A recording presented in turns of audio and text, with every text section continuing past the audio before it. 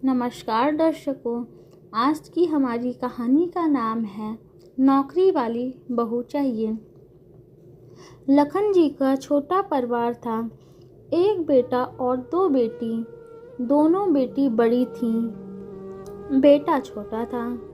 दोनों बेटियां रूबी सुहानी की शादी हो चुकी थी। बस बेटा अरमान बचा था जो बीएड कर रहा था। इंतज़ार नौकरी की थी कि नौकरी मिल जाए तो शादी की जाए। 2-4 रिश्ते आए लेकिन किसी को पसंद नहीं आया। अरमान बहुत ही संस्कारी बेटा था। अपनी बहनों और माँ पिता के बहुत ख्याल रखता था।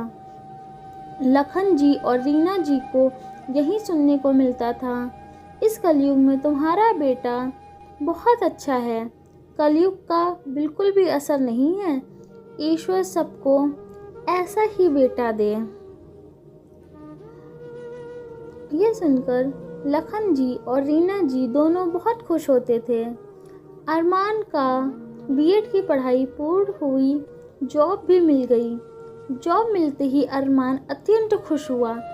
अपनी बहनों के लिए साड़ी और मिठाई का डब्बा लेकर अपनी बहनों के घर पहुंच गया।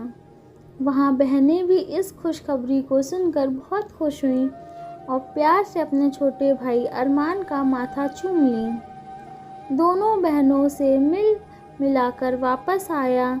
3 लोग एक दूसरे के बिना ना ही चाय पीते थे ना ही खाना खाते थे। सब कुछ बहुत ही अच्छे से चल रहा था। यह परिवार का प्यार होता है, एक दूसरे का सम्मान होता है। अरमान की नौकरी लगते ही रिश्तों की लाइन लग गई। रोज़ कोई ना कोई रिश्ता आता था। माँ की इच्छा थी कि नौकरी पेशा लड़की हो तो कर लूँगी। कुछ तो नौकरी पेशा ही थी, कुछ बिना नौकरी की थी। कोई बहुत बड़े घर की थी, कोई छोटे घर से। खैर, एक रिश्ता माँ पिता को अच्छा लगा। उसी रिश्ते को आगे बढ़ाने के लिए विचार किया। लड़की भी टीचर ही थी। लड़की भी अच्छी थी। एक टीचर के तौर पर सब्र भी था। तन्वी नाम था। सबने देखा तो यह रिश्ता बहुत पसंद आया। शादी तय हो गई। कुछ महीने बाद शादी हुई। तन्वी भी अपने मन में बहुत सारे सपनों को संजोई थी। तन्वी विदा होकर अपने पति के साथ अपनी ससुराल पहुंची। वहां भव्य स्वागत हुआ। ये सब देख बहुत खुश हुई।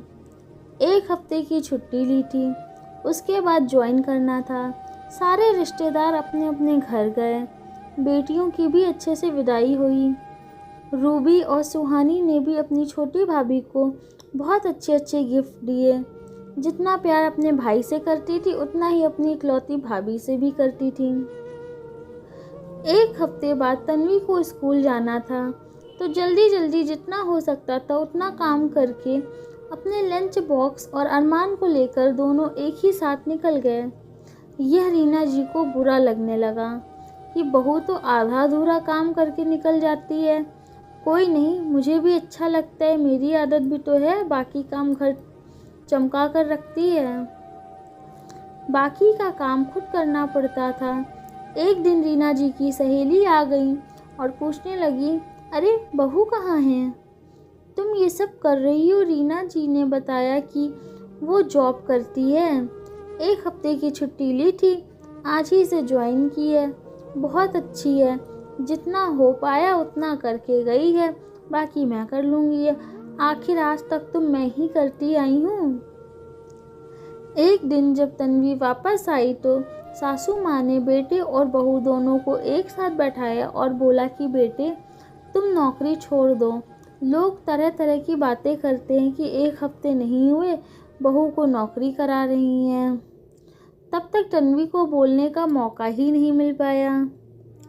अरमान ने तुरंत माँ को जवाब दे दिया कि मैं कल से एक काम वाली लगा देता हूँ, सारा काम वो कर लेगी, तो कोई दिक्कत तो नहीं है।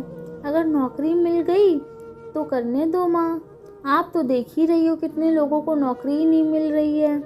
नौकरी मिलनी बहुत आसान नहीं है, इसलिए करने दीजिए।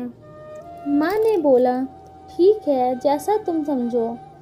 अरमान ने अपने पड़ोसी से बात की और उनकी मेड अरमान के घर काम करने को तैयार हो गई। घर का सारा काम करने का 8,000 मांगी। अरमान ने मंजूरी दे दी। दूसरे ही दिन से शांति मेड घर का काम संभालने लगी। सुबह 6 बजे आ जाती थी। तन्वी और अरमान का लंच और टिफ़िन सब तैयार कर देती थी और रीना जी और लखन जी के हिसाब से उनका भी नाश्ता खाना सब तैयार करके चली जाती थी। एक दिन रीना जी ने अपनी मेड शांति से पूछा कि कितना लेती हो। शांति ने बोला, भैया से तो बात हो गई है, 8,000। आपको नहीं पता है क्या आंटी? रीना जी थोड़ी देर चुप रहीं और बोली, हाँ पता है, लेकिन हमने सोचा तुमने कुछ कम किया होगा। अब रीना जी की सहेलियां आती थी तो चाय नाश्ता खाना सब शांति बना कर देती थी और रीना जी की सहेलियों ने कहा कि वाह रीना, तुम्हारी क्या तकदीर है, बहू आते ही नौकरानी भी लगा ली। रीना जी ने जवाब दिया कि सच बताऊं तो मैं खुद नौकरी वाली बहू चाह रही थी, सो तो मिल गई, लेकिन ये सब नहीं चाह रही थी। लेकिन बेटा और बहू ने मिलके यह किया है। बहू अपनी तनख्वाह से घर का पूरा खर्च उठा रखा है और काम वाली का भी वहीं देती है। देखो बहन, अगर हम चाहते हैं कि हमारी बहू नौकरी पेशा हो तो हमें भी समझौता करना पड़ेगा। या तो हम नौकरी वाली बहू ना लाएं, अगर नौकरानी नहीं भी लगती तो मैं करती। इस घर के काम केवल बहू के काम थोड़ी हैं। इस घर में जितने लोग रहते हैं उन सबकी जिम्मेदारियां होती हैं। एक दिन थोड़ा मुझे बुरा लगा, लेकिन बेटे अरमान ने समझाया तो मुझे समझ में आ गया। तब से मैंने कभी भी बहू का विरोध नहीं किया है। विरोध करना भी नहीं चाहिए। 4 दिन की ज़िंदगी है, इसमें जितना खेल लो हंस लो वहीं बहुत है। कल किसने देखा है? इसलिए हम अपना और बहू का रिश्ता बहुत ही मजबूत बनाना चाहते हैं ताकि उसे भी मुझसे कुछ प्रेरणा मिले। धन्यवाद।